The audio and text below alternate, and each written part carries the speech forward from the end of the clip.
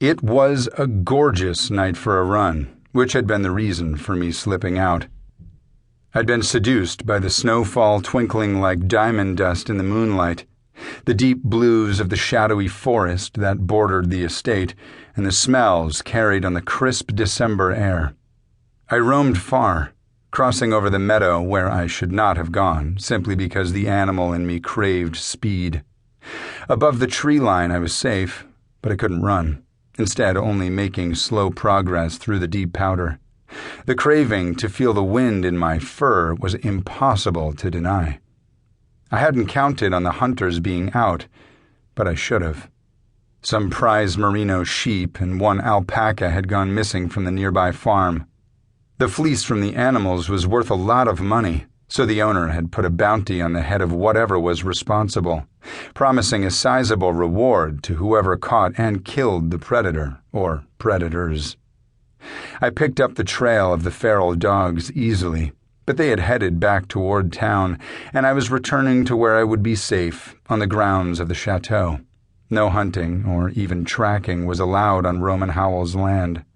He didn't believe in the practice, so once I crossed the stream, I would be safe. The only way to reach the forest preserve was to cross the estate, so either way, sanctuary was mine. My proximity to safety didn't stop the sound of bullets whizzing by, sending up puffs of snow, or from splinters of bark flying in all directions. Some were in jeeps, others in ATVs, and they would have caught up with a normal animal, and maybe even an ordinary pack member eventually. But I was neither of those. I was an alpha, and even though I had stepped aside, had never led the pack, there was no escaping genetics.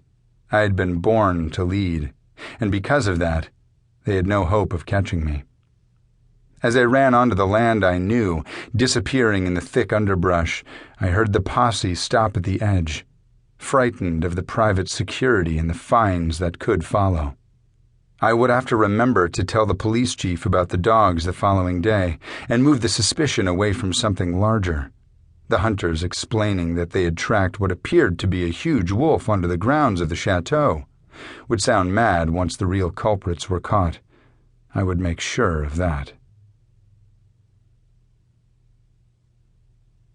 To keep listening to this audiobook, I've left you a link in the description so you can do it, at no cost thanks to Audible's 30-day free trial.